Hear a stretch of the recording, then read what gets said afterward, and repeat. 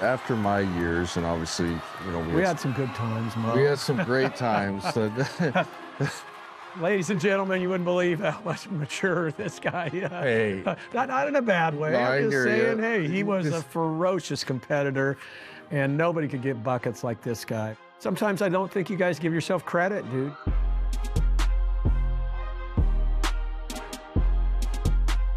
All right, Coach, you get here in 89-90. Record was 8-20. Describe the culture. 4 Division I wins. Four, Make sure we clarify that. Describe the culture then. Just laissez-faire? No, not laissez-faire. It was pretty intense. This place was just totally different. It was literally operating on probably a mid-Division II or III level. What was your initial thoughts when you got the job? I mean, obviously excited. How nervous were you? I remember it vividly. Dan called me. It was, I had to pull over on the freeway and just like, oh, whoa, like this is real. Okay, we are not going to be a one-hit wonder. We just got to keep it going. We got to keep growing, and we can't settle for anything less. When you transitioned from getting the job to those years, that really established you as a coach. Yeah, we stayed relevant. We didn't fall off the radar. I think we stayed nationally relevant, which was always the goal. And in this phase, there's all these aspects to cracking the code of being big time, Division I college basketball. I think the public kind of knew, oh yeah, Gonzaga, but that you're not accepted in the recruiting world until about 5 years of posting numbers.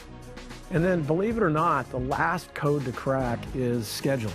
Those things, Mo, took probably like all the way into your years and past that, to now where, we can get any game we want. Going into the 2010s, did you notice, obviously a bigger difference recruiting-wise? Was this much easier? Obviously, you're player of the year and to be a first-round pick and all that. That stuff really matters in the recruiting world. That started to gain some traction. But then I'm telling you, 2015 with Kevin Pangos and Sabonis, that group, the Elite Eight game against Duke in Houston, that was the one that was like, okay, we're Final Four worthy and we're national championship worthy. We just got to keep plugging away at this thing.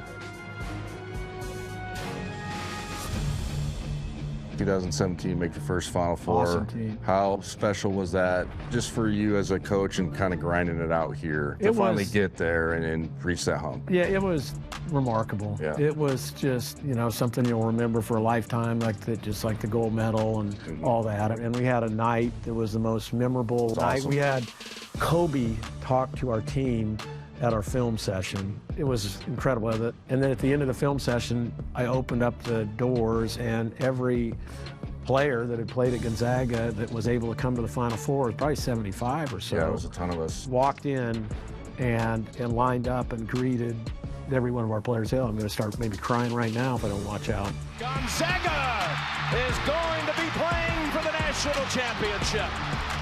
We've had a ton of success in the tournament. You have, obviously. Does it still mean the same? The regular seasons, to be honest with you, sometimes are hard, especially kind of doing the same thing for all these years. But man, once you hit the tournament is so special. To enjoy it again, and not like so much for you, but to get this group of players to be able to just enjoy that, man, to have that for the rest of their lives. It's just, I'm telling you, it's just this driving force that you'll do anything and everything you can to help them get to that.